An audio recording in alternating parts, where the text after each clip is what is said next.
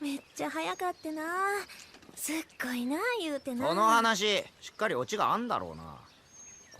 What's up, everyone? Welcome to 3 out of 10 Anime Fans. Recommend you check out this podcast if you ever get reincarnated into another world, aka 3 out of 10 Anime.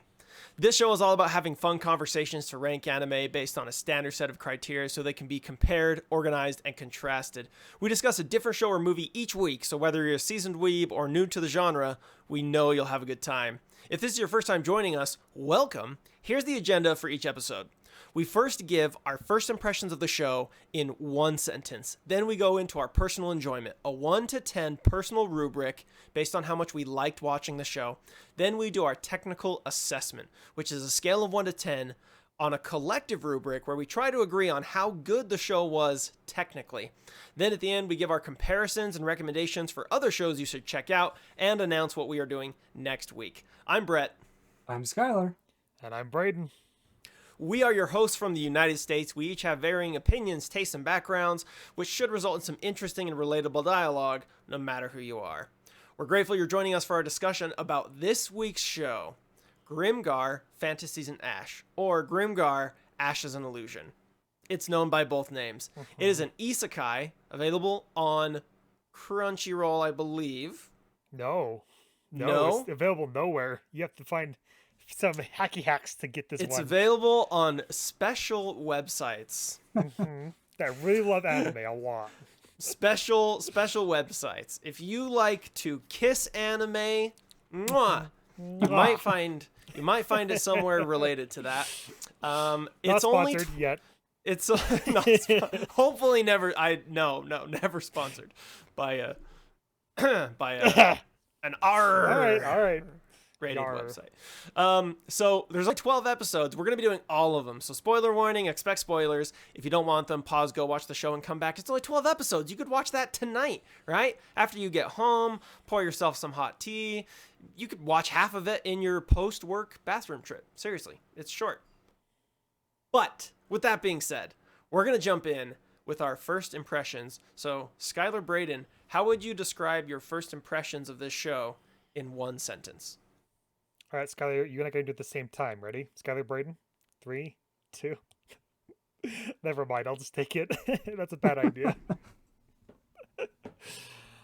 For me, Grimgar was, the experience of a completely normal anime with a really, really interesting pacing of all things. That's what really got me there, was the pacing of this interesting anime. Interesting. Skyler, what about you? A grungy take on Isekai that makes the fights just that much more brutal, almost is how I would say it, but not in a bad way. Okay. For me, I'm going to say that Grimgar was a complete surprise in all the right ways for me. And it accomplished in 12 episodes what I wish some shows 4 times as long could have accomplished. We're gonna have some words yeah. here, crew. We're gonna have some words here. All right, so let's get into our ranking. So we each have a scale of 1 to 10. I'll start since I went last. So for me, I gave Grimgar, Fantasies in Ash. Drum roll, please. The silent drum roll. I give Grimgar. I couldn't hear it. I The give video people will Grimgar enjoy that one. a 9 out of 10. A 9 out of 10. For me, a 9 out of 10, a 9 show is a show that I love. I heavily enjoyed it, and it contained just small things I didn't like or that I didn't enjoy, all of which were just barely small enough to keep it a 10. A 10 for me is a show that I enjoyed watching as much or more than any other. I couldn't stop watching it. It was just like within my upper echelon of my favorite anime of all time. So it was a 9. Skyler. All right, so I also gave Grimgar a 9. And for me, a 9 is a show that I really enjoyed. I will readily recommend it, and I will watch it again with others, and I might watch it again alone. And I guess one thing that I haven't clarified before, when I say that I will readily recommend, this is also to people who might be fairly new into anime, because I think it sets a really good standard of what anime can and could be. I'm glad you clarified that. I think that's a really important part of your ranking criteria, for sure. I'll follow up that one. Okay. Because we did this in the wrong order, crew. I should have gone first. You both had 9s. I have a 6. How did we mess this up? How did we mess this up? We had everything lined up for us. 6, 9, 9. You know, whatever. We could have worked out, but anyway, whatever. So what is your 6? Maybe we want to rank us. Anyway, yeah, 6 out of 10 for me is something that is a show I want to recommend, and makes me happy. There's nothing extremely notable or, I guess, engaging. I don't know what the words are for this particular anime, but in general, it's above a 5 in that I recommend it. I think it's a good anime for some certain reasons, just not an excellent one. Okay. Well, let's go into why we felt that way. Braydn, I feel like you have some interesting things you could start with. What caused you to give it a 6? Yes. Yeah, okay. Yeah, that's fine. This is like the most interesting thing I have for this entire section. Okay. So we'll just lead in with that. This show stepped up from being just a normal story about a normal isekai. It has like a weird little twist-ish, I guess. Mm-hmm. But nothing that really interested me. But what I noted was like the show and like the pacing of each episode felt like it was an hour long every single time. But I wasn't unhappy with it. For whatever reason, this, as I'm calling it, a legato pacing in reference to music, and legato meaning a slower tempo, it was a good time to sit there and enjoy this really, really slow paced show. That's what it was for me, which is not what you said, Brett. Not at all. You said, "Oh man, they fit so much in here." Bam, bam, bam. I'm just no. I said they accomplished as more in 12 episodes than I wish other shows could have accomplished in 4 times as long. I didn't say they crammed it chock full of stuff, but I think they accomplished a lot with the time they had. Interesting. I don't know how to like reconcile this because they didn't seem to do anything to me. There was so much just like talking and like almost like to like a slow tempo slice of life kind of nonsense for me. And then there was like a burst of action that happens. Or maybe it was half the episode or something, but there's always this, that's the other part. There was a 4-minute song interlude on every episode. I cannot find any other anime that's ever done that before. Okay. Every single episode had a song, a lyric song that was sung.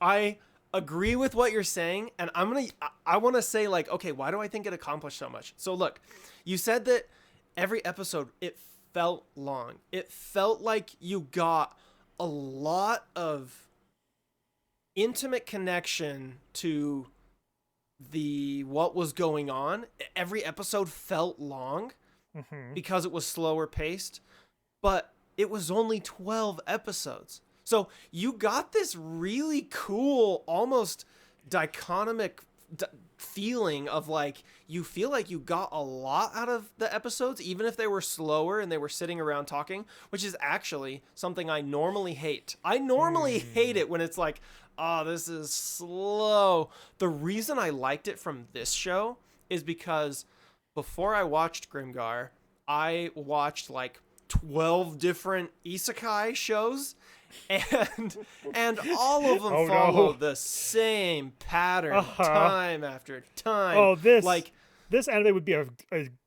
fresh drink of water after normal isekai for a long, long time. Oh yeah.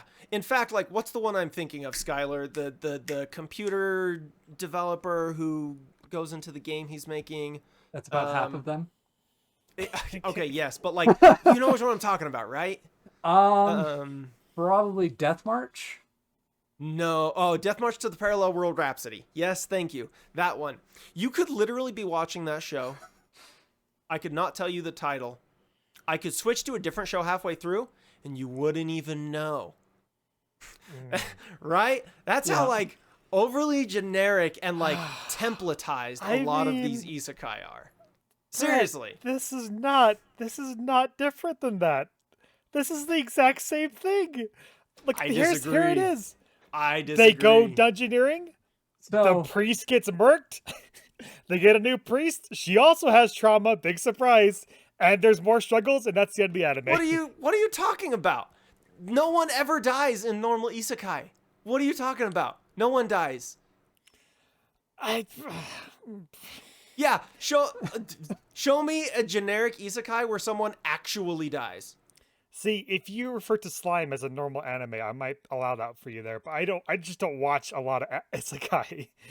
I know, and I the do. ones I have on my belt are like decent ones. So. I do watch a lot of isekai, and so I can tell you this was different. It was refreshing. Okay, they allowed a character to die. And hold on, I was still going. I was still going. Okay, I was sorry. still going. You interrupted. Go I ahead. was saying that the fact that like you had people sitting around having an emotional conversation, a whole episode was dedicated to them grieving of the death of their friend. Like you had all of these moments, like these genuine life moments. Like it actually showed them like needing to go out and go shopping and they couldn't afford their gear, and like that. If you just put that one sentence, sure, it's kind of isekai-esque, but it wasn't humorous. It wasn't funny. It wasn't like they stumbled into a pot of gold. Like they had to work hard for everything. There was a legitimate fear of death because someone did die.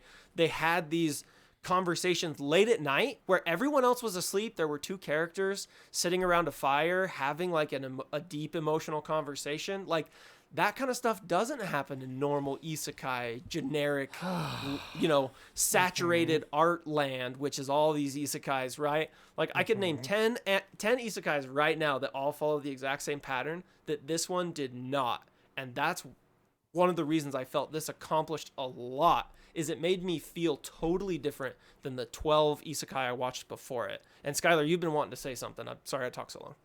no, you're good. I could also go on for a while about why Grimgar is so good and why it also mirrors the best isekai that's out there. Well, what are some of the best isekai out there?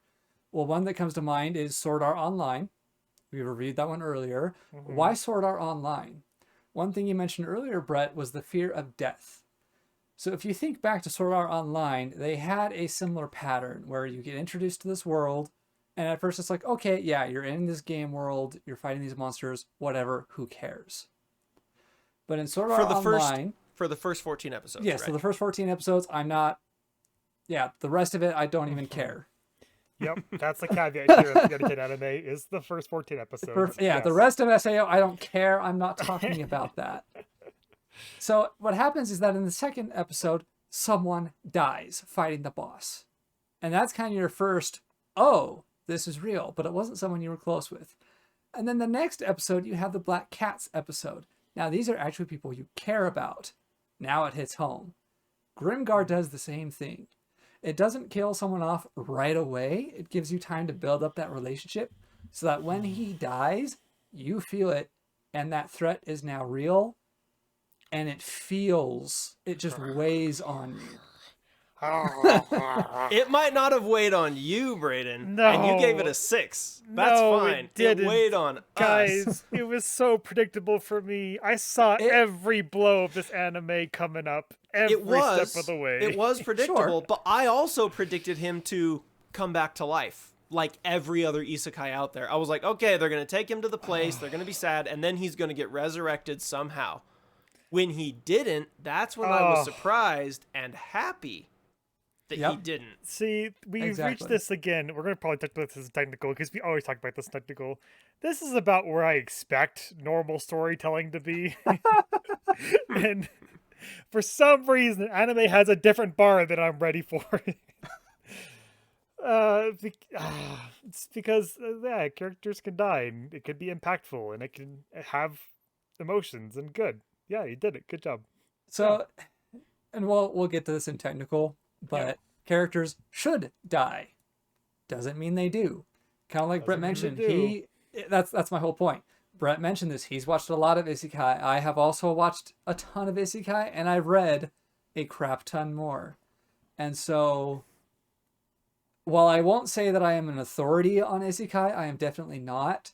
To say that 90% of them follow the exact same pattern, the exact same formula, it gets old really quick, which is where things like Sword Art Online, and then the second anime that I was going to mention, ReZero, Starting Life in Another World, that's why these ones stand out.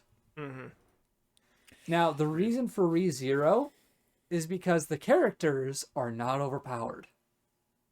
They don't get a jail free card. They don't get to just, oh, here's a problem in front of me. Well, I'm just going to use that ability I picked up 5 whatever ago and use it here to just blow everything away. They can't do that. That's not an option for them. And so I had a lot of ReZero vibes as well, just comparing between the two. And I actually kind of want to hear your thoughts on that, Braydn. About this and ReZero? Yeah. Like, did you think about comparing the two? No, I don't. This one's pretty set aside as an isekai. Especially, we've talked about this before with like mass isekai genre. Or isekai where like more than one person gets teleported into another world. And this one fits that bill. They don't have their memories, but it fits the bill. But like because ReZero, I don't know. They had an episode where all it was talking between two characters that I heavily enjoyed. The conversations they had here, I expected, and it was nice to enjoy, like experience them. And that was it. And then there was no more emotional attachment. I'm not going to remember anything about this anime after our conversation here, besides the fact that I watched it and that was it. It's done. Even the art? Really? Yeah, the art is kind of just like better. Like, it's just better normal anime. It's like I call that normal anime plus in my listing. What? It's just like it takes everything I expect from anime and just makes it real nice to look at. Just real enjoyable shapes, with enjoyable coloring, and it's good. I mean, it seemed to like they really seem to go for like set pieces that they can make wallpapers for. Because there's a lot of like pausing moments at coloration and stuff that was nice. I won't disagree with you. That's your opinion, and you're welcome to it. Brett, I want to hear you gush right now, sir. Bleed onto the microphone. Okay, look. I tell people to watch Grimgar for the art a lot of times. Here's why. Every single backdrop, every background, every environment was a hand-painted watercolor with the characters animated over it. It is unique. It is beautiful. Like, tell me another anime where the backgrounds are watercolor paintings. Oh, I'm waiting. Idea. I have exactly. no idea. I've never looked into how any anime is painted. Oh, it was unique. It was gorgeous. The way that they did the shadows on the foreground, where the background was a watercolor, it created this whole visual aesthetic that was just like fascinating. I will go like watch episodes of Grimgar with no sound. I'll have it on a side monitor and just look over every once in a while and go, wow, that is really unique. That's really pretty. So like I found the art to be a standout moment for this show. Skyler, you're real big in animation and design. What do you think of the art? So I think I mentioned this a couple episodes ago with Great Pretender. Yes, which is where, even though it's not watercolored, the style of the Great Pretender, the backgrounds at least, were paintings. And that's why I drew a comparison to Grimgar, is because of the watercolor painting. And so, yeah, the way that they executed on the art in Grimgar was beautiful. I really enjoyed it. But great. Happy to hear for you guys. There's You things know, in this world I'm that gonna... are... Because we touched on like Mob Psycho 100, and I just gushed about how much I enjoy that kind of stuff, right? Like that aesthetic is much to your chagrin, Brett, specifically. And for this to not wow me is completely fine. Oh yeah, absolutely. I wish I could share in your guys' enjoyment because you guys really hype this one up for me. And I found a really interesting experience. Like I said, I just couldn't connect with any of the characters in any meaningful way. I couldn't like get off the wagon that I've kind of seen all this before. Actually, there's a note. Actually, is who are you guys' favorite characters out of the anime?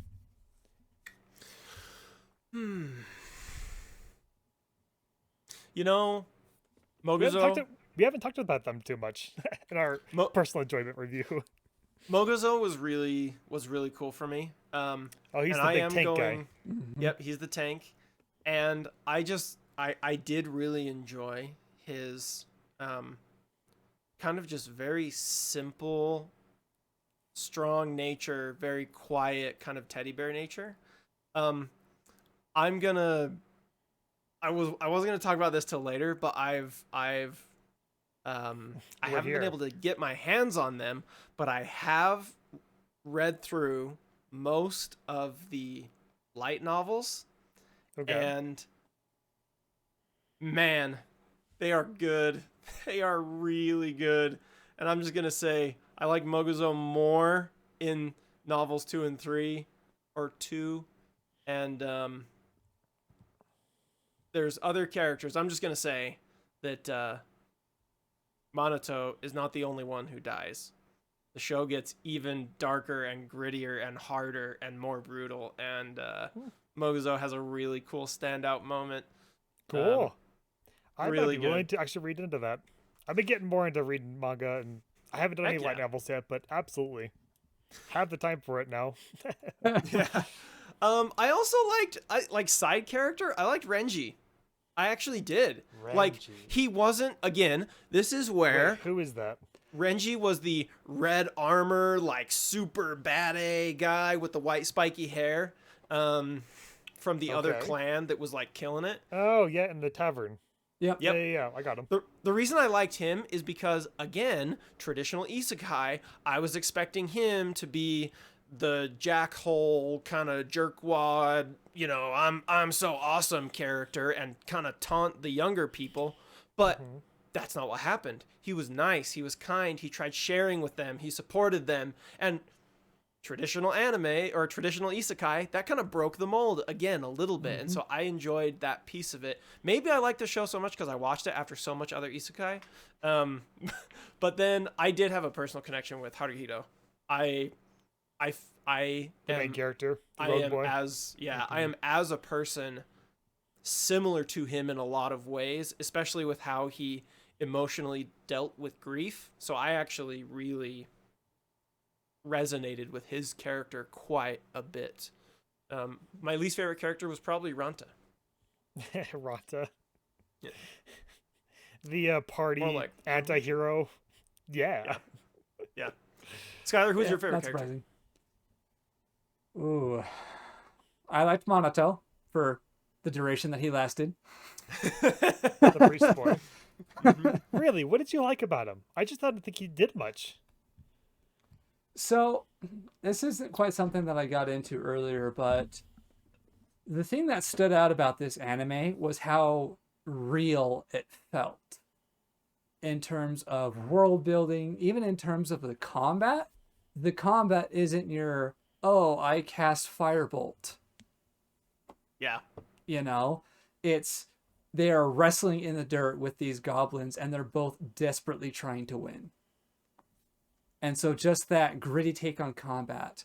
And I mentioned that just like the grungy battles, there isn't that much action really in Grimgar.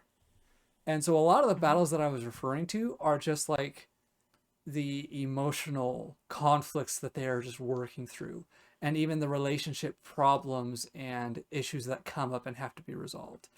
There aren't that many, but at the same time, when and how they popped up and how they were just kind of resolved is what made it feel real. Okay. I could And so we're getting back go ahead. around to Monato, yeah? Yeah, so with Monato, I just relate to him with where he's just trying everything he can to just keep this group together. And so the struggles and the mistakes that he makes, I just really relate to in that sense. Same thing with Mogzo and even Yume. Actually, Yube is the one I was going to shout out, but mostly because my roommate and I had a lot of fun laughing at Konosuba, and she reminds us of Aqua. So she was the most I don't know, entertaining character of a lot of them. Yeah, give us a laugh. Really quick, I just want to add on to what Skyler said, if I can, Braydon, before you go. I Go also ahead. one of the things I You're really talking about the really combat thing he was talking about, right? yeah, the combat and the realism feeling of this anime. I'm gonna get to things I didn't like in a minute. Don't worry. Yeah. But I really did enjoy how this one felt so grounded. No one had crazy special powers. No one was the OP protagonist. Tell me an isekai where there's not an OP protagonist. It doesn't happen. It ReZero. happened here. Okay, you could argue he's OP in the fact that he can never die. So he can do stuff over again. They overcome that in other ways. But I'm like, he does have a special power. No one in Grimgar has like a special power that saves them all of the time. The only thing that they really had was their special skills, but most of the time those special skills kind of sucked anyway, and they like barely got the job done. So Yeah, I thought like that the was... wizard, the little dark wizard girl, thinking Chihiro. She Uh-huh. didn't really get to do much until like the end of the episode, Yeah. at the end of the season, when her dark binding, dark magic was able to, do something. do something finally. Like the sleep spell she's able to cast at the end there with the kobolds. And Ranta, the like being a dark knight, even he didn't I like know. his powers never even did anything. In fact, they were more annoying than not, right? Like so I did like this show felt very grounded in reality, quote unquote, right? Yep. Like if you were like, this is what I tell people, like if you were suddenly teleported into another world with swords and no context and no memories, this show is a lot more realistic than most other isekai in that it is scary and you lose and you have to run away and you barely scrape by killing a couple tiny goblins for months and months. And you have to get enough to like buy cool. food. Like I thought that was, I really liked how it was more grounded in reality than most other isekai. Even ReZero is so fantastical. Yeah. Which, by the way, I have ReZero as a 9.5 for my enjoyment. I loved ReZero. It's I'm not so saying this is good. better than ReZero. I'm saying that it is super different, which is one of the reasons I liked Grimgar so much. Okay, Braydon, who's your favorite character? I'd said already, it's Yume. Oh, Yume. Okay. Yume, because she reminds me of Aqua. Oh, right. Yeah. That's right. what that whole bite was about. No, I want to toss in with their whole realism thing. Like, that's one thing that, like, I'm glad this anime stepped up and did, finally. It's, like, something that doesn't usually happen in I'm going to say isekai, maybe it's anime in general, is the storytelling, the storytelling point of, like, scarcity. Like, if you think, like, Dune, if you guys ever read the book Dune or seen the movie, there's no water on that planet, and that changes everything. It changes how people talk. It tells people interact with each other. It changes what you think about when you're dealing with economics and whatnot. It changed the world. And how people deal with stuff here, how these characters are going to deal with stuff, is because they have a scarcity of stuff. Stuff that's not easy to just get in this world. Even the payout at the end, which is so huge for beating the big final boss, what do they call them, death spots or something? Oh, yeah. The big kobold, elder kobold. Was, I don't know, 40 gold or something, which is more than they have ever encountered in this whole show. That was really cool. I'm glad an anime stepping up and doing that, because it makes for more interesting storytelling. Yeah. Yeah. Well, Totally. and that's actually where you brought up scarcity. That's one. So there were 3 anime that I compared it to. One of them was Konosuba. Now the comparison for Konosuba was the fact that they were always broke and couldn't leave the town for the most part. But that's You're about right, actually. that's about where the similarity That's really ends. funny, actually. Oh, goodness. But that's about where the similarity ends, because in Konosuba they're just idiots who can't manage money. Yeah. Yes, they are. Whereas in Grimgar, I really liked the approach because it actually brought up money as an obstacle. Yeah. And it stuck to it. And it stuck to it, yeah. They didn't just suddenly overcome it by falling into a pit with a thing. Like, it didn't do the Cowboy Bebop thing, which I'm so glad it didn't do. Which is, oh man, we need money. Look, we just got a ton of money. Oh, we somehow lost all the money. And now we're in money problems again. And a lot of Isekai does that exact same kind of thing where it's like, oh, we need this. Oh, we got a ton of it. Oh, we ran out of it. And it gets very dull and boring. This was a very natural feeling progression of needing it really bad, scraping by, kind of getting a little bit, scraping by. It was, again, grounded. Yep, exactly. Okay, can I mention some things I did not like, though? Absolutely. Braydon's like, please. Well, no, Please join I'm me. actually just out of things to talk about here for personal enjoyment. So take the time you need. I'm all wrapped up. You guys have tied up all my bows. It's very good. I don't mind appropriate levels of fan service, and I don't mind the occasional Yep. the occasional joke. But this show was a little egregious in that area, especially Ranta. Like it was just a little too much. I was like, okay, the fourth butt joke in a row. Like, we get it, move on. So that got a little repetitive for me, for sure. In fact, I don't know if you guys know this. There is a bonus episode to Grimgar. Oh, really? There is a bonus episode. I did not know this. Yep. Like I say, I love this show, so I always keep my eyes out, and I keep Googling once a month for season 2, but it's Yeah, how old is this anime? 2016. 2016? That's 6 years ago? Whew! I know. I keep hoping. One of the things I don't like about Grimgar is, for me, there just wasn't enough. I wanted more. I wanted more of it. I wanted it to keep going. And actually, it's one of the big downsides I had with the show, where some of the things just really were not explained that well. And they're supposed to be explained later in the story, but they never got the chance because the story never continued because the show ended. But like, Do the light novels finish? yes. Yeah, I think Okay, so. that's good. So That's good at least. So okay, here's things that like got introduced but never finished. First episode, the character with the red hair and the big V-neck, the kind of like super innuendo character who fights Renji, kind of holds the knife to his neck, said a bunch of really cryptic stuff, never got explained ever.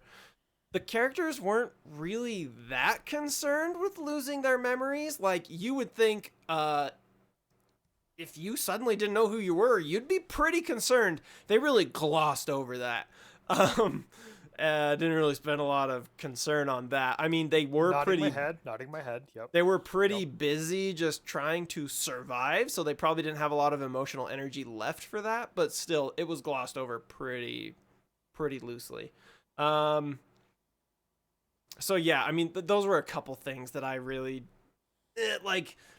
It'll come up in technical for sure, but I also didn't enjoy those pieces that much. I was like, okay, come on, like I wanted a little more. What about you, Skyler? Was there anything you like? What kept it from being a 10? What didn't you like?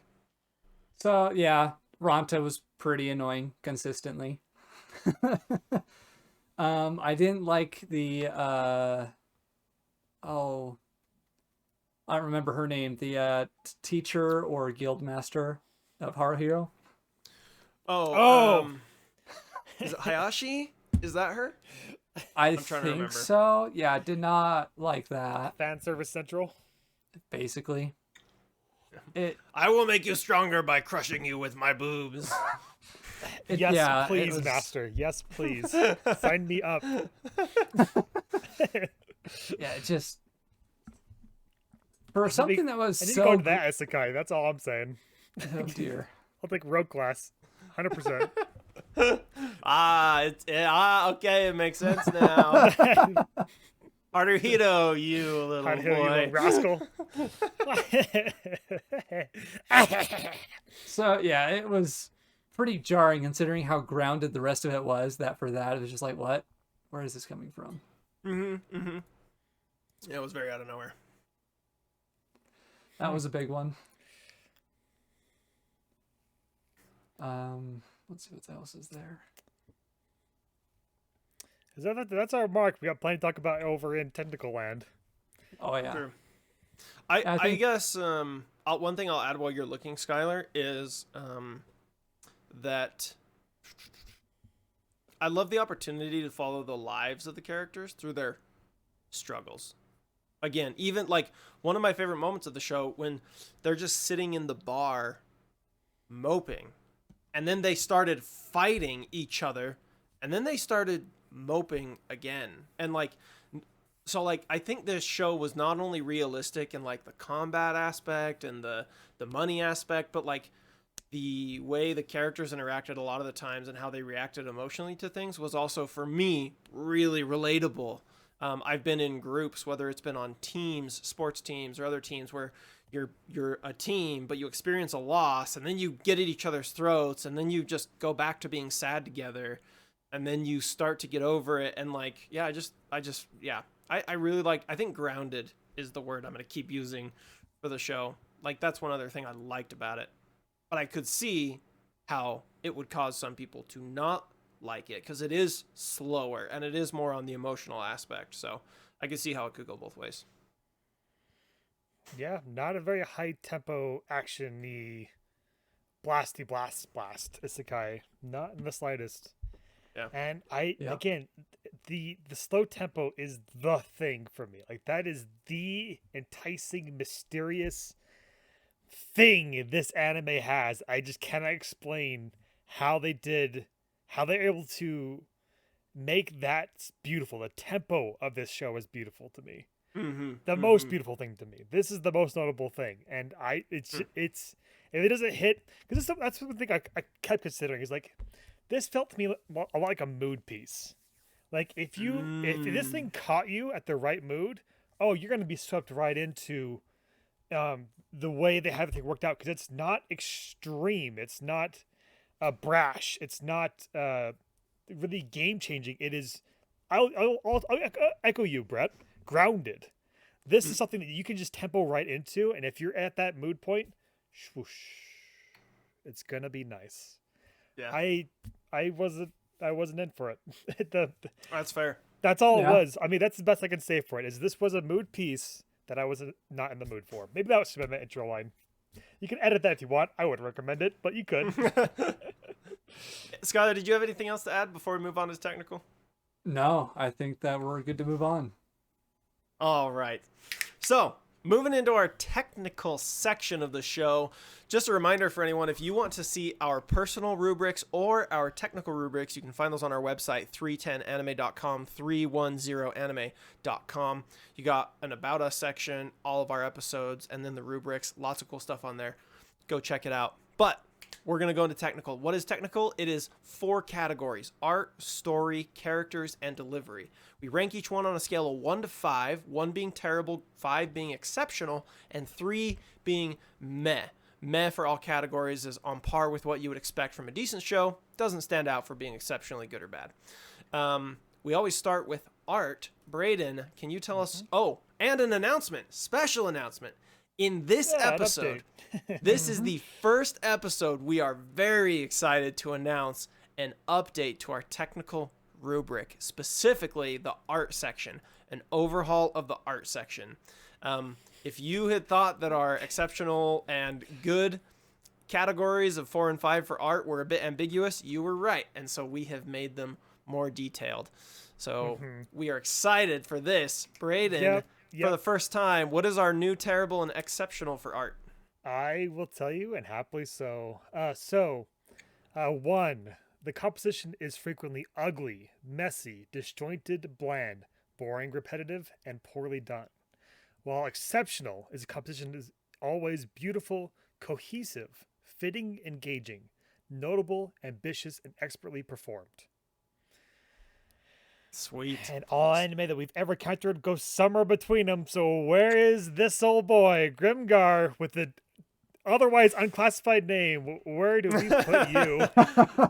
I'm going to just start by talking about what we said earlier. Mhm. I know that we have our personal feelings about the art, but if we're trying to be objective, I would propose that specifically the art style and the animation were exceptionally done for this show, being how unique and ambitious it was to have watercolor backgrounds with foreground animation.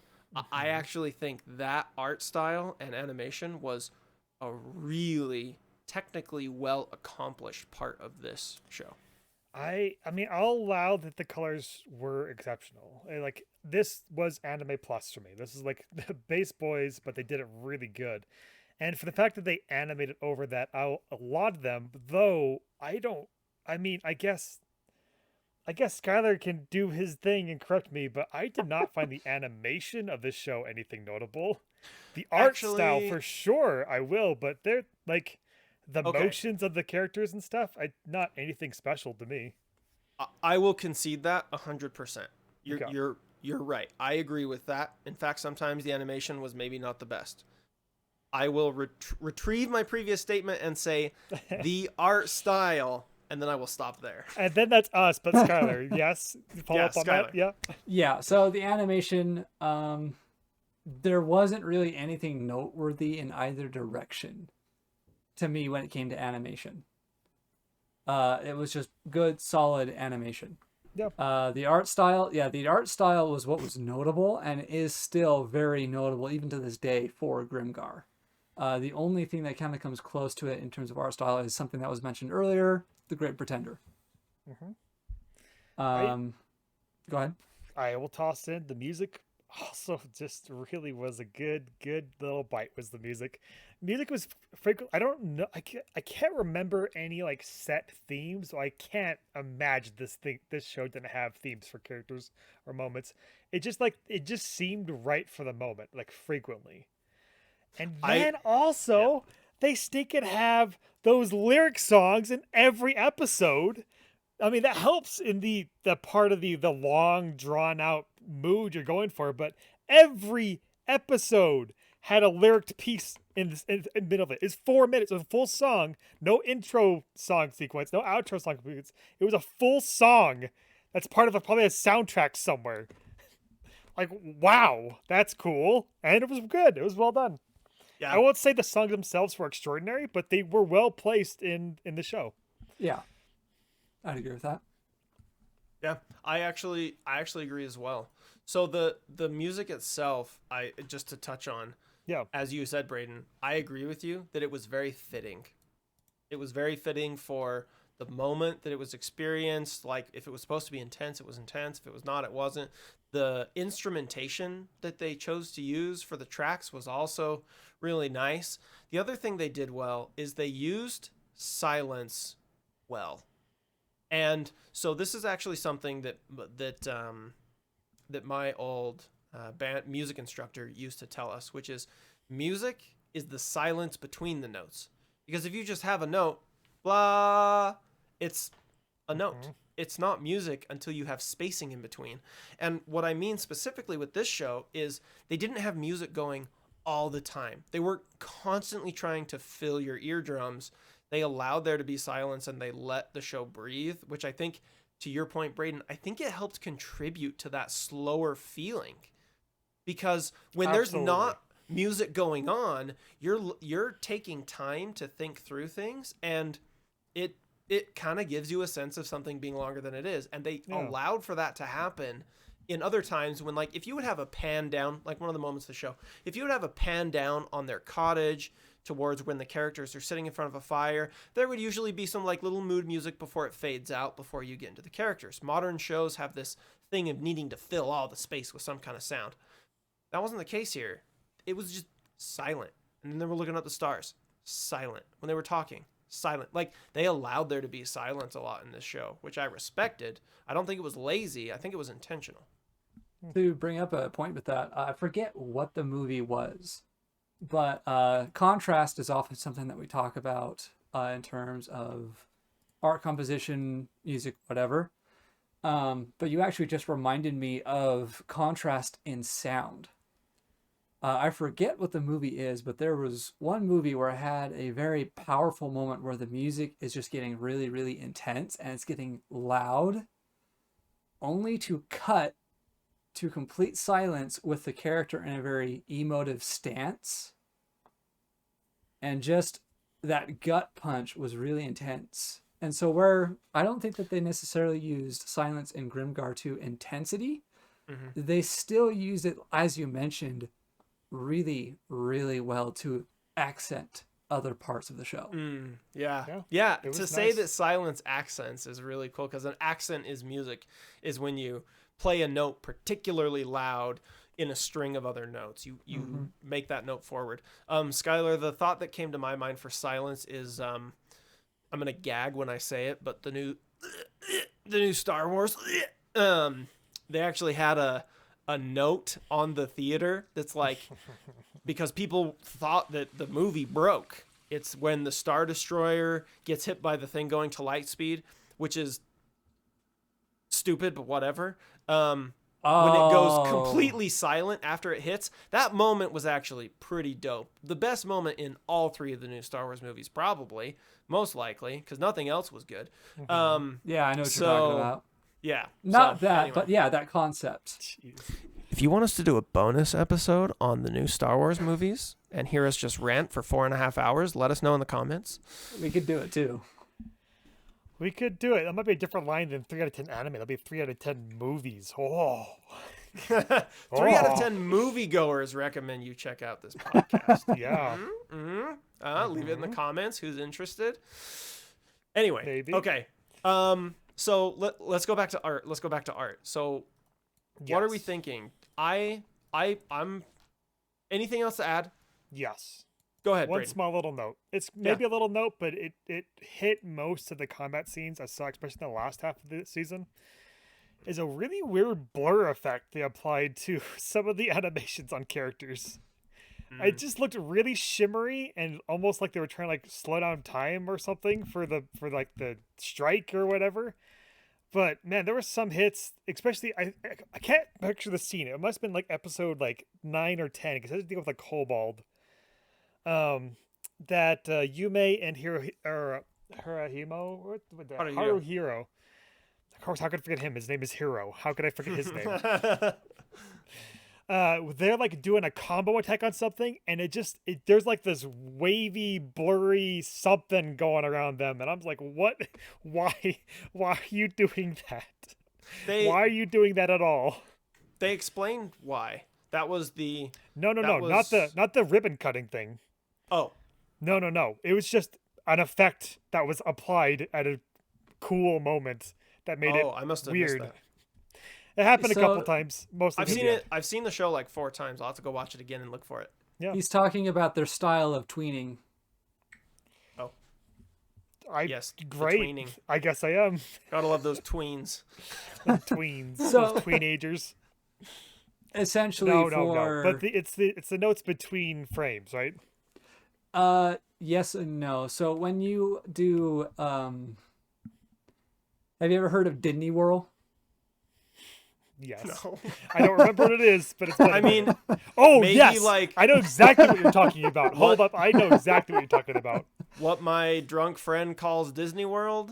No. So if you just type in Disney Whirl Disney Whirl. You'll and see then some go to beautiful images, pictures. you will see some glorious. Oh yeah. Okay. I know. Yeah. And so I don't know if that's what I'm talking about. It looked like So, some kind of like the- cloud something. So yeah, essentially the whole concept. You'll have to, if you're on video, I'm sure you'll see a couple of these. I'll be adding these to the video. Yeah. Definitely check anyways- us out on YouTube for that. Some of these are good. Anyways, so the whole concept behind tweening is that the human eye can only see things so fast. And so that's why when something moves so fast, it's just a blur. For some photographs and for some animation, they only do still frames. And if you do the frames where you see them exactly where they are, it actually looks wrong. And so what you have to do is you have to kind of take these shapes and stretch them out in order to make them look correct in motion. But if you pause on those frames, they can look really bad, and that's the whole joke of Disney World, is that they Yeah. are legitimate frames inside Disney movies, as there's these tweening effects that just look horrible, but in motion they look fine. I And don't so think that's it. anime has its own version of tweening. Because like whenever you see someone where they're like poking and they have like 5 arms, that is a form of tweening. That's not what I don't think that's it. That's really funny. The Disney World whole blind. But I swear my brain is telling me it's like like they're trying to make the characters look like they're like moving so fast there's a blur behind them. And not like a blur of like them, but like a cloud building up behind them or something. I can't again, we're spending way too much time on this for this very little note, but there were some animation moments, like highlight moments, that had the weird effect played onto them. I didn't like it. I thought that was Oh. ill put. That's it. I think I know what you're talking about now. Yes, they are interesting. No, I wouldn't dock them for it. I think I would. know what you're I talking look about. terrible. You know Anyway, what? Can we it's a small moment. Go ahead. can we just take a second to appreciate the Goofy movie? Like think about all the like Disney movies and all the like modern animation movies. Goofy All is right, we're in for this. Goofy is a single parent father trying to raise his teenage son, just doing everything he can for him. Like, you don't get it's so underrated. Like, that It is is such a on- good. It slams on Cheese Whiz. It's It such a slams with good like movie. fishing trips and weird like things that car has that you don't understand that they use to heat their can. And it slams like some incredible sound pieces. Like if you go listen to the soundtrack of that show, some of those highlight whatever 70s band grooves they got. And an extremely goofy movie, the sequel, was just as good, if not some people might say a little better. Like, what a good movie. Like, What a man, good you don't get like single parent fathers raising their kids movies very often. Man, they did good. They did good. So to our Absolutely. audience, if you like these sound suggestions that we've been throwing out, we have some fodder to go in on if you give us enough of a push. Absolutely. We're well-rounded individuals that are really nerdy about anime right now. Okay. All right, let's talk about scores. All right, rate Let's it go. in. Rate it in. Yep. Okay. That's the goofy falling down. It was terrifying. Is what it was. All right. All right. Where are we thinking Yay. with art? Where are we thinking with art? Yeah. I'm gonna toss out a 4.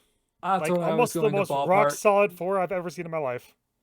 I'm gonna say it was also a 4. Look at that. Four across the board. Easy. 4 across the board. Easiest rating you'll ever hear us do on this show. Next is story. That's it. We move on. Story includes plot. Wow, we took that long talking about like Goofy movie and tweening just to all agree on a 4. Yeah, no, it's like it was like we've seen more artfully exceptional shows. This one was better.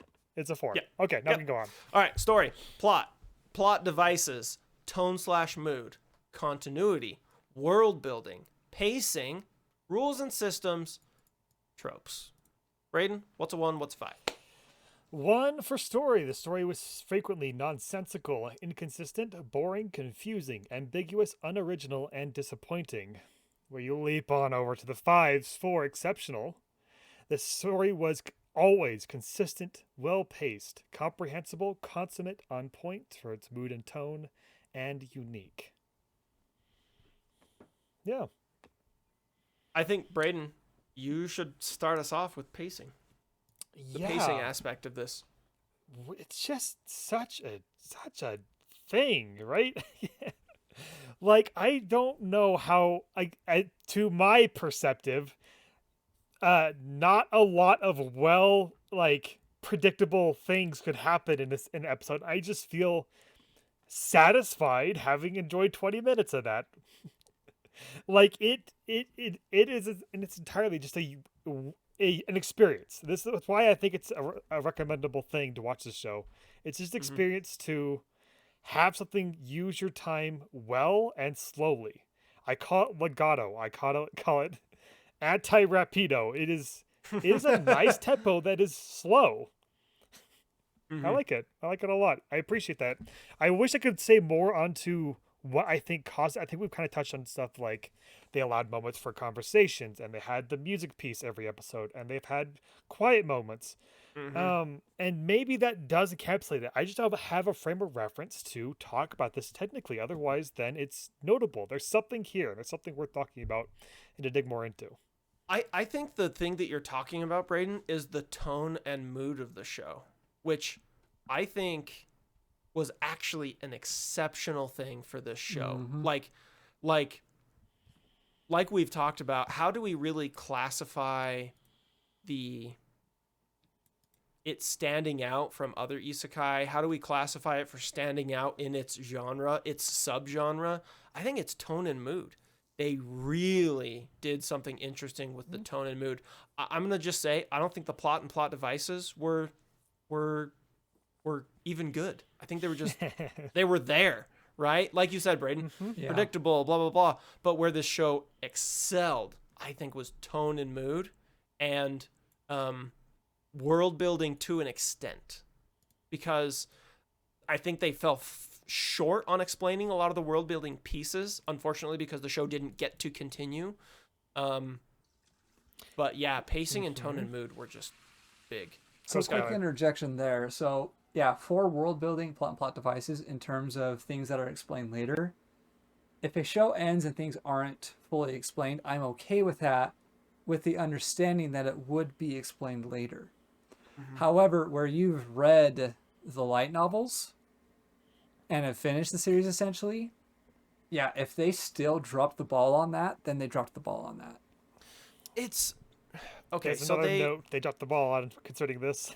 they start. How do I put this without Spoiling the light novel? Because this isn't a light novel review show. This is an anime show, so I Yeah. don't want to go too far into it.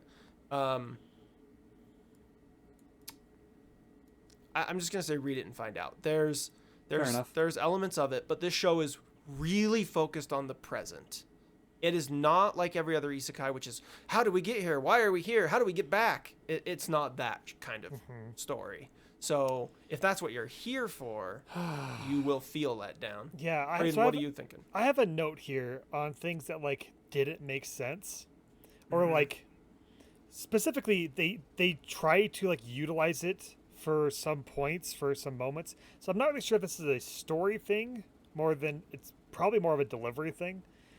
Yet the whole notion of like a lot of people came from Earth and nobody remembers their past, that's really interesting. Like that's a good isekai start in, especially when people like had those half memories of phones and airplanes or whatever little things they reference. Like, and why do I know that? And it's happening in phases, right? Is it? Yes, it's happening in phases. People got there before them who, same thing, had lost their memories. That's why there were so few people in the first episode, but they went to a city with other people. Like, it was happening in phases. So you could infer that it is people dying and being reincarnated, because small groups of people. So it could be people in a bus accident. It could be that after so many people die, they are transferred to this world. Instead of being the passerby in the road that gets hit, it's the bus. Everybody on the bus is the ones who's died. It goes to another It's still world. Truck-kun. It's still Truck-kun. Yep.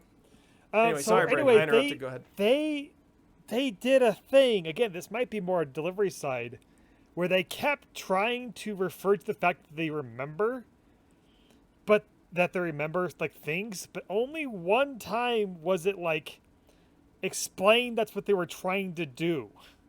And that was the first time when he's like, oh, I where's my cell phone?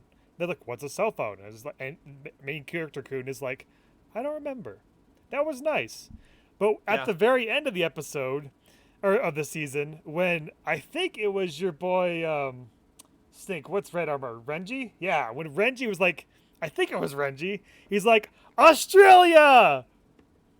And that was it. He shouted it 3 times in the air for whatever reason, which seemed like they were trying to, like, again, recall to you that these guys are from a place But why did he say that?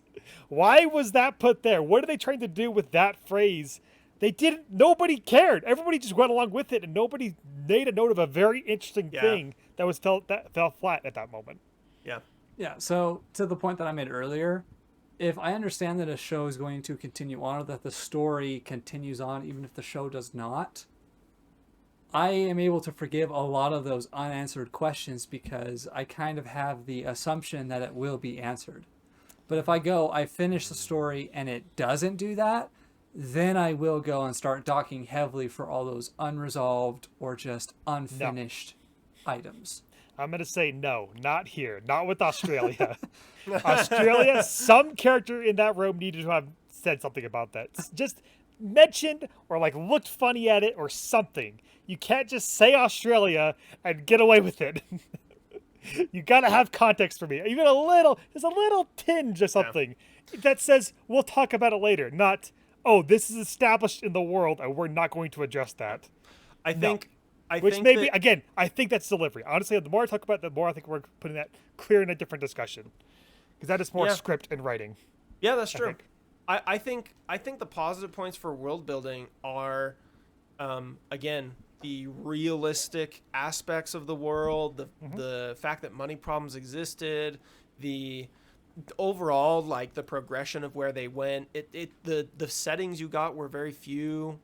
There were like 3 main places in the show, right? Like there was the city, there was the place where they started honing their skills, and then there was the dungeon. That was like the caves. That was like the 3 Goblet places. City of the Mines. Yep. But you felt like, I think the feeling that we kept bringing up of like feels grounded contributes a lot to tone, mood, and world building. The continuity of the show I think was also super good because it was very comprehensive all throughout, and it was never like there was a huge power jump or anything. I mean, I'll take just a point in saying they did a grounding thing in just applying RPG moves to saying this is what we do now. But they like of the things that we actually saw people getting like learning how to do or like understanding why they have those abilities, it was mostly just hand wave saying that is what that class does in RPGs. You know that's how it works. Now the only one we saw was our dear hero learned, what was it called, Spider or whatever, from his master, where she like threw him against the wall. She did judo with him for like half an episode. There was he learned the spider move. There was a couple times he went to her. Yep. I mean, there was the I want to become a rogue, and then there was Spider. Those are the only 2 I remember. And then they like reference her at the very end, sleeping in a tree with the cat, dog, ferret thing. So I would just say like it's probably on the mass scale of the abilities concerning world building. Like there could have been more there. There could have been more of a lot of stuff here. Honestly, there's like a lot of it was not important enough to elaborate on. They had space a lot more for characters to talk and for characters to interact than they did for the world to become more full. We have a very, very small scope of what this world actually is. That's very true. Yeah, very true. And that is something that I would agree on, and that for the tone and mood and for what they were doing with the story, you have to be sacrificing and giving up other aspects of what you would expect in a normal isekai. And having 1,000 abilities is one of the things that went. And in my opinion, I'm completely fine with that. So let's look at this then. There's clearly like like things are pulling in 2 directions. Where are they starting to land? I'm gonna throw out, like Braydn did, I'm also gonna throw out a 4 or for this one, a 3.5 or a 4. I personally think that the tone and mood, the continuity, the pacing hold it up pretty high if we're comparing it to other isekai. I know we keep saying like compared to other isekai, and maybe we shouldn't be doing that. Yeah, we do want to like there is a reference for that because that's how we build our wealth of what these scores mean. However, it needs to be self-contained when we actually give it a score. Yeah. So like it's helpful for us, not for the anime. Yeah, if we're comparing it to all shows, I might be more willing to go down to a 3.5, but I think in the Isekai world, it really Not even the does Isekai stand world. out. In its own self, it's kind of a marvel. Yeah. It's mostly fine. It does some really notable things with grounding how their characters interact with the world and how the goblins and enemies interact with the characters. Yeah. Like that is a plus up. It's not a big plus up, as like I said, I expect it earnestly, but the big plus up is definitely how immaculate that, or like well realized that pacing is. I talk about art styles a lot and how an art style like feels and how it attributes to a show. The pacing is that kind of conversation for how this story was received. Is it just is a nice experience all the way through. Yeah. For some reason, I would I'll agree. attribute the pacing. So I want to lean it towards a 4. If not for that pacing, a 3.5. I'd push it maybe up towards that. But with that, I'd say a 4. So I would agree in that even though this is a story rubric, the plot itself is not a strong point for Grimgar. No. But because Yeah. it does everything else so well in terms of mood, world building, rules, and all those other aspects of a story, it does really well. So far, Yeah, I'm 4. fine with the 4. 4 is good. that was another incredibly fast alignment.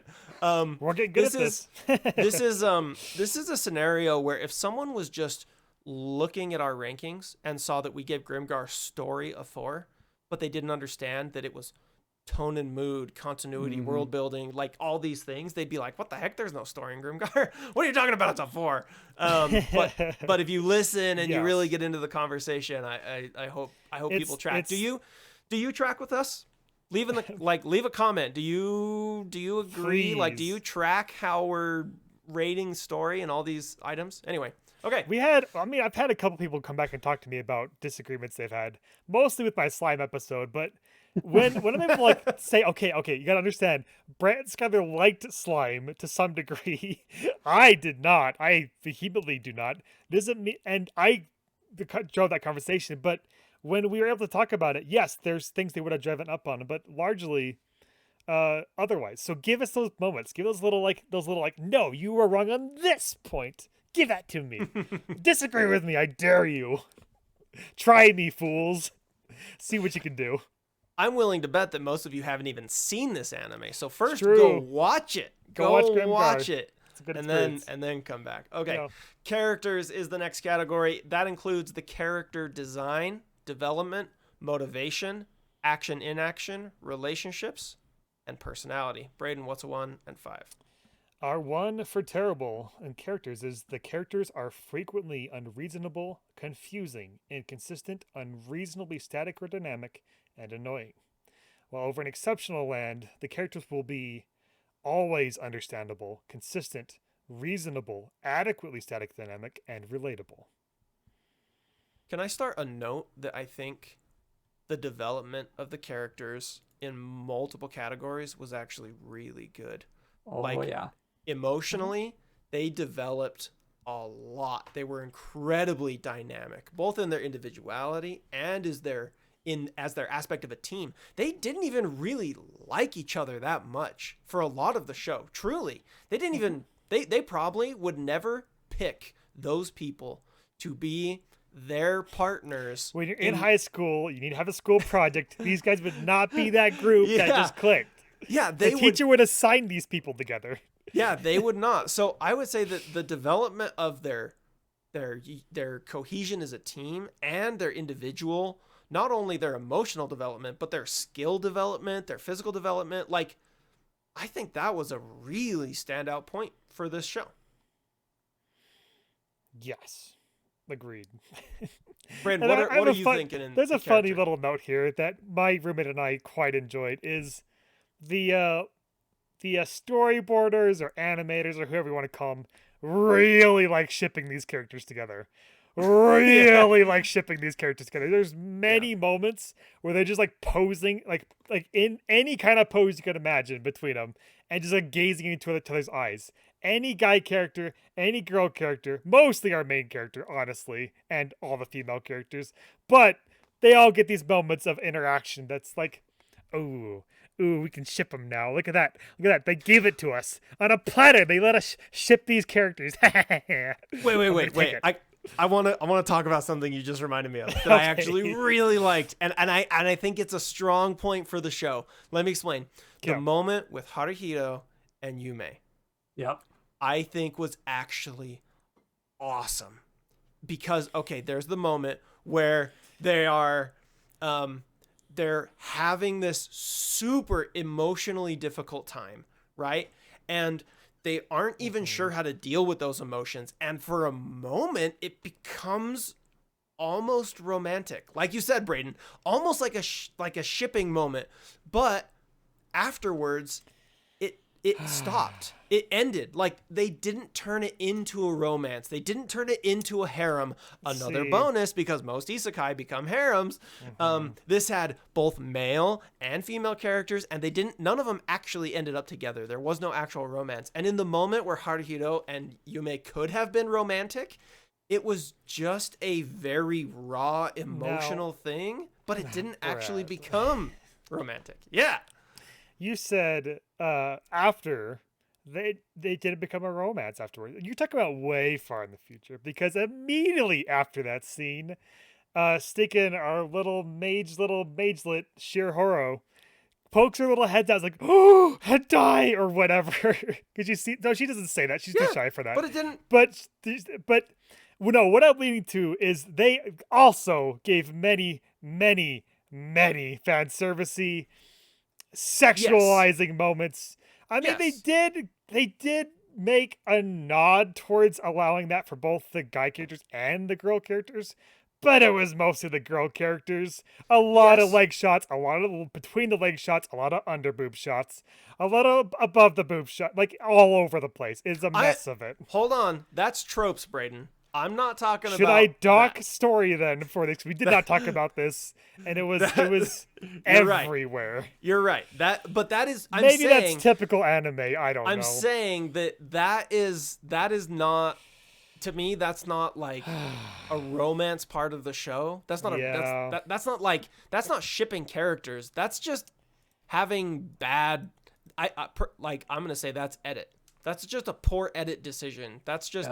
Being tropey, because then we can dock some other points somewhere else. It's being tropey and fan servicey, but I don't think it docks from the characters themselves. I agree. I don't like. I think those characters were still really good, and the moment that could have been romantic was not sexually romantic. It was not actually romantic. It was its own very cool emotional moment. Like, to me, that was a standout moment, and I actually think it deserves a plus. Yes, it is. I just needed to bring up the fan service a bit, which I'm glad we're going to address another point. Man, delivery is going to stink for me. We're like piling it all on the end of this episode. Oh, buddy. Ooh, good. I do think, though, as a good rule of thumb for us, that belongs in edit. Like, shots like that, Gurren Lagann, Darling in the Franxx, Why Am I Just Targeting Mecha? It's an easy target. Right. Sword Art Online, Grimgar, those kind of shots, those have nothing to do with character, story. It's just poor delivery of the visual aspect. It doesn't even have to do with art. Sometimes they can be fun, often they're distasteful. Take a note of people. There's a good way to do it. You don't have to do it all the time. Yep. So for characters, I mean, I actually want to talk about them how I talk about the magic system of this world. Yeah. Is like, I feel like these characters, I've seen all of these characters before. Like, none of the base characters, what they start out as, is anything surprising to me. I know exactly who the cut types they are. I know exactly, maybe even references to other anime where each of these characters come from. However, the conversations and growth they have in this show is what gives them some real powerful moments. Mm-hmm. I agree. Like the rain saves with Yume, like the touching moments with Mary later on in the show. Oh yeah, because Mary's a good, refreshing, like, anti-party character that sits pretty well, actually. Talk about the relationships between characters. I feel like that's where you're naturally going toward. Yeah, I mean, every single character gets a moment to interact with each other. I almost want to link this to like a show, I guess, like I don't know, Friends or How I Met Your Mother. Not so much in the comedy lean, but in the soap opera-y. We're building this network of relationships together. Like our main character exists for sure, but if Yume and Ranta want to have a conversation about her being uncomfortable with him, they'll have that conversation. If Yeah. Mogzu wants to just kind of confide in Haruhiro about his wanting to cook for the party, they'll have that Yeah. moment. There's stuff all over the place. It's nice, and they progress and they build on each other. There's not a lot of resets that I am uncomfortable with. Like some things don't get fully resolved and need to be referred to again at a later time. Especially again, like I said earlier, with Yume and Ranta, Ranta being the horn dog that he is. At least in Yeah, word, he doesn't true. really actually makes any crazy moves. He's just very vocal about it. He's kind of a He's what's best friendo in Jujutsu Kaisen? What's his name again? oh Kaizen characters. Oh, it's my favorite character too. How can I forget this boy? He's so good. It's the same exact energy. It's like I know what I like, and I'm gonna Japanese say names it. aren't Japanese names aren't Braydon's strong suit. Nope, no, they are not. I mean, English names are not my strong suit either. If we're really being honest. I'm gonna add on to what you said, Braydon, and I think Yeah. that particularly the growth of Haruhito throughout the entire show, like episode 2 or 3, when Minato dies and he struggles to take on this mantle of leadership, even though some people are wanting him to be more of a leader, he struggles with it so much until literally the last couple episodes, and it's not until he does what the epitome of leadership is. No greater love hath more man than this, than he lay down his life for his friends. He does that, and that really is when he takes on that mantle. So like, yeah, really the whole character arc they all went through was just so good. There was Skyler, a couple moments I felt a little bit ham-handed, but it was Yeah. it was a nice gentle growth. Like it was a very again grounded and realized growth. They started from a good earnest place when they grow these characters. But yeah, Skyler, what do you have to say here? So, again, to me, the thing that I look for with characters is motivation. What is it that is driving these characters to do what they do? Why do they do what they do? And if that's ever inconsistent, then I usually have issues with them. And so, what is it? The personality test where there's only 4 personalities, essentially. And so, Is there? and that's, There's well, there's about 100 personality tests, and I've done 90 of them. Yeah, I don't know which one you're referring to. Skyler's referring to the red, blue, yellow. Oh, Yeah, yeah. personality test. okay. Yeah, okay. And so, you can always narrow down characters into specific archetypes, specific tropes, whatever. I'm fine with that. And that's why, to me, motivation is kind of the standout thing that I look at. Because when you look at their relationships, what is their motivation behind this relationship? How does that drive their personality? How does their personality affect their motivation? And so here, I think that they were actually pretty solid and interesting as well. Kind of like you mentioned, you got to see these characters' motivation bounce off of each other, essentially. And it was very consistent and very cohesive. I would disagree there, actually. Go for it. I'm trying to think what strong motivations our non-main characters have. Like the ones that like really stand out, and like we have our side characters that don't say much, and that's kind of the reason I don't, I guess, understand their motivations besides be with the party and keep each other alive. Like that is a motivation. It's just not a strong one. It's not like a strong character defining thing. Well, you mentioned one earlier, Mary. Why, whenever Ranta got, injured in battle and he demanded healing, Mary would refuse? Mm-hmm. What is her motivation behind that? That is explained later in the series when you effectively Yes. encounter her old party. So I will allow Mary, I'll allow Haruhiro, and I possibly will allow Ranta as having like meaningful motivations that are not kind of baseline character or party survival ones. Where So- the other 3, I don't have any notable. Not, I don't think they have any bad or uninteresting motivations. I don't think they have anything noteworthy I would leading propose them.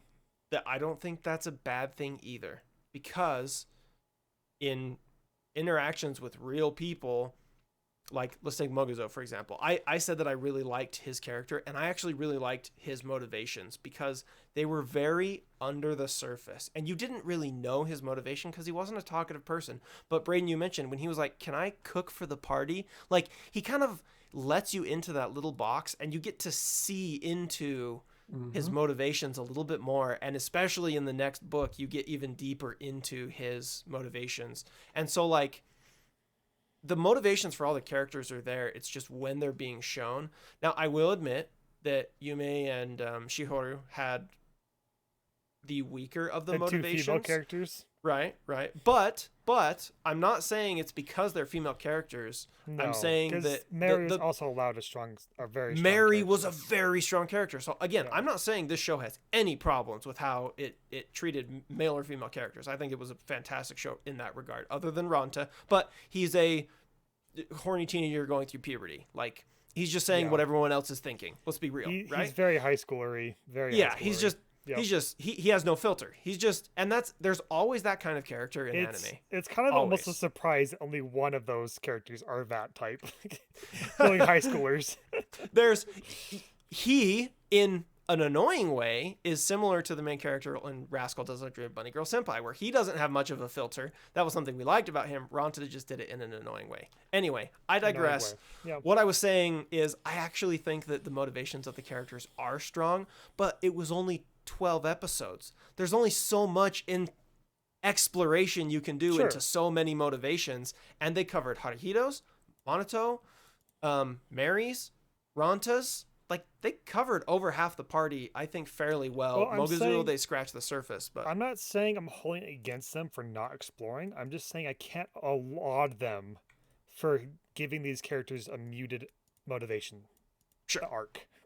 okay, yeah. I can't give them exceptional points. I can't give them special treatment for that. You know what I mean? Sure. That's I'm not taking it against the show Yes. for having muted motivation characters. I'm just saying they shouldn't be allotted for it. They shouldn't get a praise for having these low motivation characters as part of their focal point. Well, They that's did really well with relationships, but it's not that's a plus to say they had low motivation. that's not exactly what I'm saying when it comes to motivation. I'm just saying that if I can look at a character and their motivation makes sense, it meshes with who the character is and what they're trying to do, and I can see how it drives their actions, then that is a solid baseline for a character. Because then, if I understand their motivations, then again, I can kind of gauge their reactions as events come up. And again, depending on their reaction, build on that character. And so, this was mentioned, whereas like for the characters that we did know the motivations for, we got to know them pretty well. And it was powerful when we did come to understand some of these motivations. Okay. Because again, that's So- the driving force behind a character. So these characters exist, and for good reason. I'm not going to argue there. That's a good standard for a show to have. Where would you put these characters on a scale of 1 to 5? Pretty average, pretty understandably meh. That's where I would put them. I would put them above average because of just the emotional depth that they all had. That is unusual for a good amount of anime. Oh, I would say definitely for emotional depth and relationships, but for inherent motivation, I don't laud these characters for anything more than just being characters. Yeah, so Braydn, I see what you're saying, and I would agree that like, was the motivation for these characters exceptional or good? I don't think necessarily, but I think what Skyler was getting at is if we take everything, design, development, motivation, action and action, relationships, and personality, he was probably talking about the whole ranking rather than just the motivation. Sure, yeah, no, there's stuff I want to talk about here. Just again, I don't think motivation was a exceptional point of the show. It had some good characters, and we'll note that here in our final score here in a minute. What other note do you have for it, Braydn? Honestly, not a lot. Like I said, they're pretty carbon copy characters that started a good baseline and go in good places from there. That's all I read off of these guys. I will differ, and I think I'll align more with Skyler that, especially for the subgenre, and I know we keep bringing it up, but I do think it's important for the subgenre of Isekai. These characters are not carbon copy. They're actually very unique, and their motivations are way deeper than 90% of Isekai you'll see. Okay. They really are. We can say that as a line, but if you want to like convince me towards a talking point, I'll need some examples or people. Okay, sure. Yeah. Sure. So let's take Haruhito, for example, the main character. So his entire development, and we're talking character development as well, right? Like, what was the last isekai you saw where characters grew as much as these characters did, outside of, like, ReZero? Let's even take one that we love. Let's take Sao. Like, there was very little character development in that show. There really was. There was a little bit, but not much. Okay, but we're not disagreeing. Is what I'm getting at. What I'm saying is these characters, when they start, are very carbon copy characters. Like, you have the rogue that's a bit standoffish and needs or like a character that needs to learn leadership and step into a role. Yeah, that's a character that exists. Where they go with that, yes, that's the notable part. Okay. Where they start is not notable. It is, like I said, the magic system. They start at a very understandable place that it's not hard to realize what these characters are from just. Can you give me an example of a show where they start out exceptional? Sure, One Piece. Uh, If you want to talk about characters that have, I don't know, extendable arms and overarching like amounts of pursuits towards glory, you talk about Luffy. Why not? He starts out, he doesn't really go anywhere, I don't think. It's been a while since I've seen One Piece. He doesn't really go anywhere from there, but of a character that has crazy motivations and aspirations out the stinking nose and a unique character design and talks about things in a weird way that other characters don't, sure, I'll just say Luffy. I'll just throw him out in the world. I would actually argue that that's fairly standard because most stories, the main character is the one who has a abnormally high motivation. And they're driven to do whatever it is that they are going to do.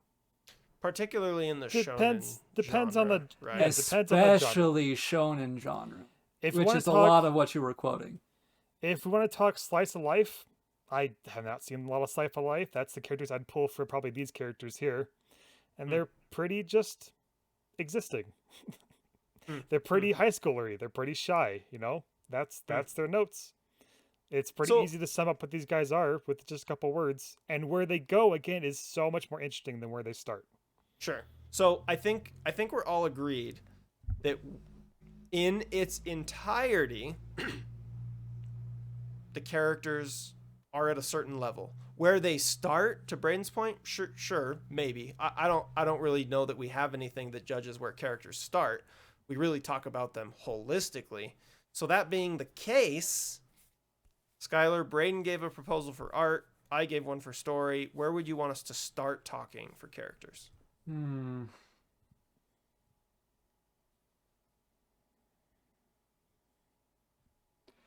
going to throw it into a 4. The characters are often understandable, consistent, reasonable, adequately static, dynamic, and relatable. Yeah. I agree. I don't disagree. Yeah, there's some good notes that other anime should take note of. Again, this is where I want the average of anime to be, are these characters. Where we want it to be and where it is are two different Every things. single time, man. Every single time. Braydon, I want every anime to be a 5, but No, I mean I don't. I want things to stand out and be amazing. I want diversity. that I want a stronger baseline than we have in anime these days. Fair. You don't even watch that much isekai. Well, you don't even know where the baseline is, man. It's low. It's low. The It's bad. baseline is low. I'm just saying, across stories, across anime in general, yeah, it's True. Across anime in general. I want the baseline to be here. This is where I want them to go for. That's fair. I think that is a totally fair and ambitious thing to wish for. Definitely. Okay, 4. All right. Can we keep the 4 train going? Something Nope, tells just spoil me that no. one right now. It's not going to happen. Something So tells me no. last week I issued a challenge for a 3 across the board. We almost It's made a 4 true. across the board. It's true. So spoiler warning, I don't think this is getting a 4. In Nope. delivery, we have translation, voice acting, sub and dub, script, and edit. No. Braydn, what's a 1? What's Brain 5? dive in. Well, yeah, give it. Yep, for terrible. A terrible delivery is one that is frequently cheesy, inappropriate, incoherent, and bland.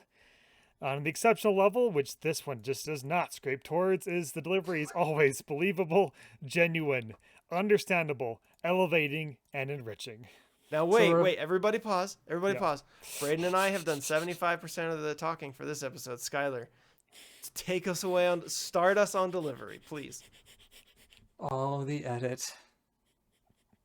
And Oh, the specifically edit. in this sense with the edit, just those camera angles. Yep. That's not even the most egregious error, because that's normal anime, baby. That's how we roll here in Anime Town.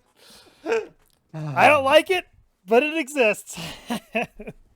And this was one of those things that just dropped it down from the 10 as well. So, yeah, I think that,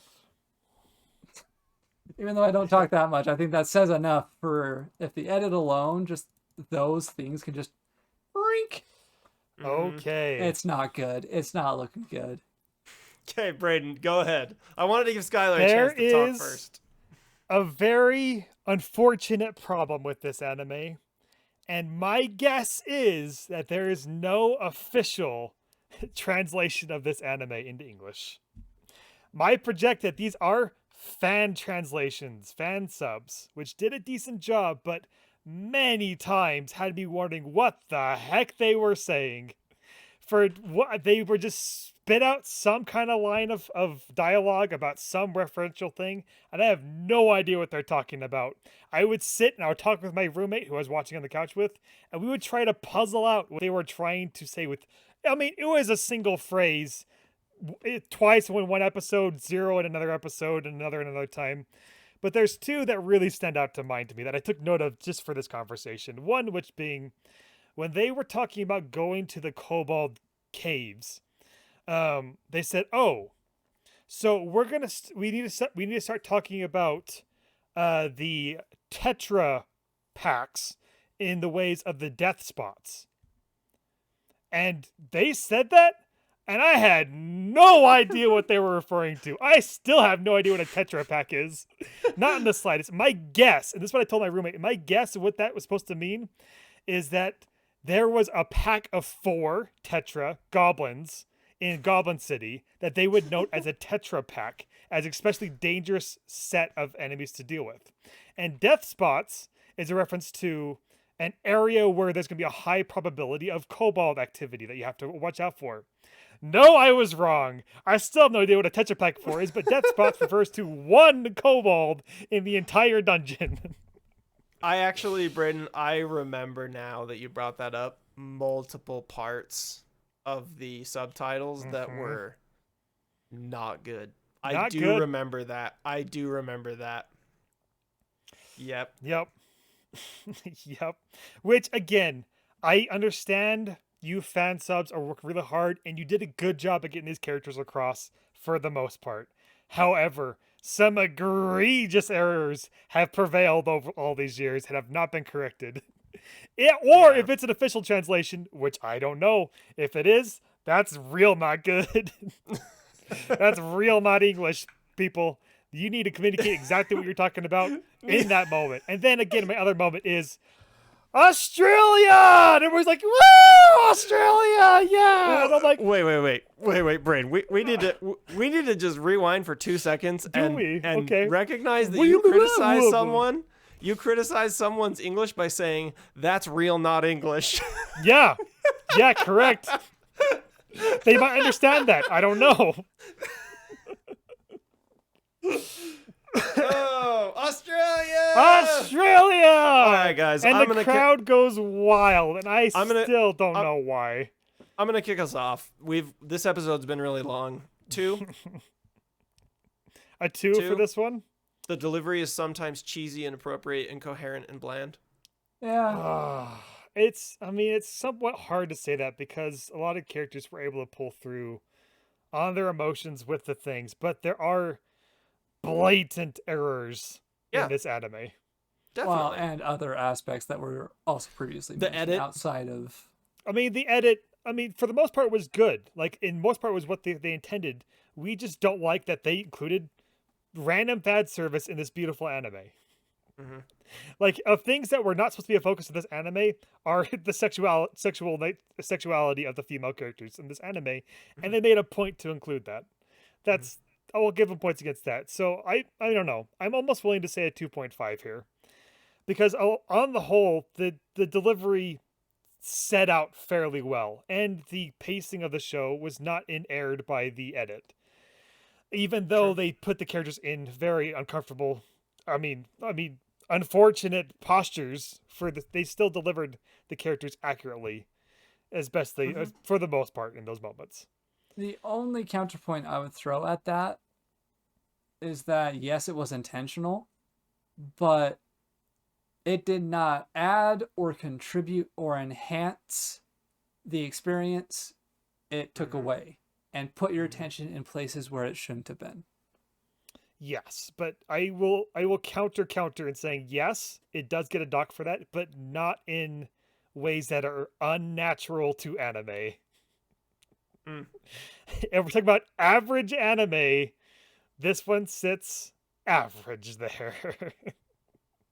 That's fair. So, and this might be where you were with characters like Skyler and I are wanting the standard to be higher, so we're more willing to have it be. I could go 2.5. I just don't see enough reason to want to raise it. I don't think anything was like, to me, just to be clear, I think subtitle translations is a pretty unforgivable thing. And I'm not trying to be unreasonably harsh, but if you are trying to communicate to an audience who has no other way to understand the characters than to read what they are saying and to have subtitles that make no sense sometimes, I think it is a very and to be fair, we are English speakers watching a Japanese show, so could we really expect them to cater to English? Well, they literally make a point to release it in the US markets and put it in with English subtitles. So for me, bad subs are something that I dock pretty heavily. Okay. Mostly because it's a cost thing. It really is. It is what are you going to pay someone to translate it? You pay a little bit more, you get a lot better translator who's good at what they do. You have someone in your studio who does it on the side, you're going to get some real funky stuff, which I've seen happen a lot. So I don't know. I could go 2 or 2.5. Skyler, you make the decision. I need to give one more pitch on this notion here. Sure. Is that we're evaluating a sometimes error on a part of edit. Like, of the translation, voice acting was fine. The script and the translation, I guess script, that's the points we get caught on, script and the translation and the edit. We've already taken notes on that. But where we mark a bad as cheesy, not especially so. Inappropriate, Ranta, but that almost was a character note more than a script note, almost. There could be a lean there. Incoherent, definitely had moments of that. Bland, not especially. I'm saying that we are grading a very negative thing Yeah. about a lot of average anime sit at. Like you're right. this sits decently well for the most part and has a Yeah. pretty major error on one spot in some few points of the show. It wasn't enough to give us away from our characters that we've loved. You know what? With that explanation where I could go 2.5. I agree. Sky? Yeah. A sad Yeah. yes. I understand. Let's lock it in. Let's 2.5 lock it in. To wrap it up for tonight. At a 2.5, which gives us a final score of 7.25. 7.25. Braydn, where does that put us? Oh, let me give a scan while you're typing it up on the screen. 7.25. Oh, we have a. Let's see. It's about average, honestly. It's about in our middle ranges of all the animes we reviewed here on this show. It's in the A lower little bit half. low, actually. A little bit low, but on the whole, fairly average. The 7.5 range is where we kind of land out with our scoring rubric here in technical land. Just below it is Jujutsu Kaisen at a 7. Just above it is Mob Psycho at a 7.5. Wow. 7.25. That's actually in pretty good territory. Jujutsu Kaisen and Mob Psycho. Yeah. Grimgar. To note, we review some pretty good anime on this show. We eat some pretty stinking good anime on this show. True. Okay. Good times. Let's do this next section quick. Thank you for Absolutely. everyone for sticking around with us this long if you've been here. Let's give you some recommendations for what you should watch if you liked Grimgar. Skyler, start us off, Mr. Isekai. So there were the 3 that I mentioned. So the first 14 of Sword Art Online, ReZero, Starting Life in Another World, and Konosuba. Okay. Konosuba is strangely the most accurate one out of a lot of those for the tempo of this show. That's real weird to say because it's a parody isekai versus this isekai, this mood piece isekai. Very interesting lineup. Yeah. Braydn, would you recommend Konosuba? No, absolutely not. I hate that show. Okay, what would you recommend, Braydn? This was really hard for me. But I sat and I thought about it. I went through my list and I was like, oh, Eureka! I've got it. I figured it out. Okay. Odd Taxi, of all things. Skyler got what I was going for, but I'm going to recommend Yeah. Odd Taxi off of this one. For pieces that have, a flood of characters that kind of just, it has more characters definitely than this one, but for the main characters' beats, they have a more grounded, realistic lean into this kind of a slice of life of a walrus human in a taxi. It's a nice little piece that lets things breathe, that lets things happen. It does have some more. It's a little bit more up tempo with some more comedy and commentary on our actual life, as it is grounded in our reality. And it's just kind of fun. It's a fun little bite, and I would say it lines up for a lot of how I enjoyed this show, Grimgar. Not an isekai in any slight of hand. It is definitely our reality and doing our reality things, not a fantasy almost at all. Braydn, I feel like you should pick Odd Taxi for our next anime club. That would be interesting. That would be that's an interesting one. It's a good one, and it's all right, and it's a good one. It does a good message, but it's okay. All right, I'll think on all that. right. I'll think on that. Okay. You know what my terrible animes I've been threatening you guys with? I've been watching Mother's Basements, hunting for absolute dumpster fire anime for us to boy. enjoy. There are plenty of those. Oh, I'm looking for a good one. Just a real horrid anime for our next club. Great. I'm so excited. You should Okay. be. All right. I'm going to give some recommendations now then. So, if you liked Grimgar, I recommend, like Skyler, you watch the first 14 episodes of SAO.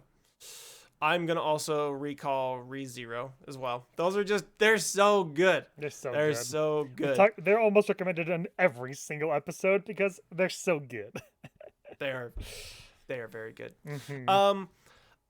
Another one I'm gonna recommend is Demon Slayer. I'm gonna recommend Demon Slayer for many reasons. It's just amazing. I mean, and it's a good chance that if they've seen this show, they've already seen Demon Slayer.